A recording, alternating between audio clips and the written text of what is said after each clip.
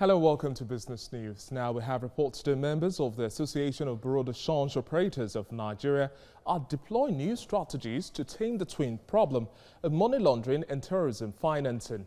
The group is ensuring that their channels are not used for illicit financial flows. According to the president of the Association of Bureau de Change Operators of Nigeria, Aminu Gwadabe, the association is equipping the over 4,500 BDCs in the country with the right technology and skills to tackle money laundering. And away from that report, African central banks are also working to link the continent's major cross-border payment systems as plans to create the world's largest free trade zone gain momentum. A working group of the Association of African Central Banks is exploring ways to connect the technology behind the Southern African Development Community real-time gross settlement system. The bank is operated by the South African Reserve Bank with payment systems in East and West Africa. Governor of the Reserve Bank, Lesitia Kiango, says linking the systems will help to bolster the African Continental Free Trade Agreement. On the news now, United Nations Economic Commission for Africa and the federal government have held a plenary session of the United Nations Technical Mission on defining, estimating and disseminating statistics on illicit financial flows in Africa. The one-week workshop held in Abuja is to further strategize on ways of curbing illicit financial flows as it hampers development on the continent. Moya Thomas reports. Illicit financial flows have remained a major obstacle to Africa's growth and development. Nigeria is one of the worst hit on the continent. This is because corruption is rife in the country.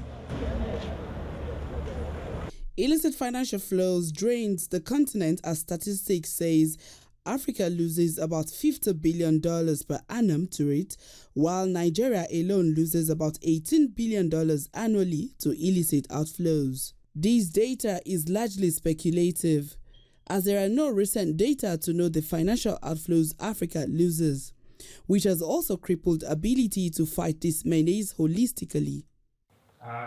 For this reason, the United Nations Economic Commission for Africa, following the Thabo Mbeki report on illicit financial flows, is carrying out an intervention in Africa to identify the indicators and ascertain the volume statistically. And Africa's productive capacity would be improving. So it was important for the continent to galvanize around this. It is just about resources that are created in Africa should support development in Africa. Now, the problem is that we have had issues with the people who support the resources going out of the continent. In this process, we'll actually be able to showcase what we've done in Nigeria and how we're going to estimate illicit financial flows. We'll then present it to the Task Force Committee, which then sets a benchmark for the rest of the other countries on the continent, as well as Latin America, and then we'll provide as advice to Asia on how we actually measure and estimate illicit financial flows. Trade misinvoicing has been identified as one of the largest sources of illicit financial flows in Nigeria. It is therefore important for all departments, ministries and agencies in the country to ensure they do not engage in one or can also identify a doctored invoice. Moya Thomas, TVC News, Abuja. And shifting focus now to the international front, affected by the U.S.-China trade route, enterprises in Anji County, East China's Xinjiang province, are seeking a way out of trade imbalances.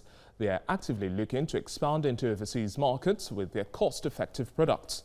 Known as the hometown of cheers, Anji County has many enterprises producing and exporting various kinds of furnishing products.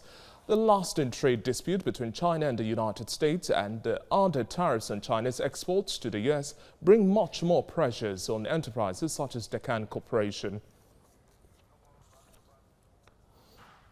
Well, that's it on Business News Editor.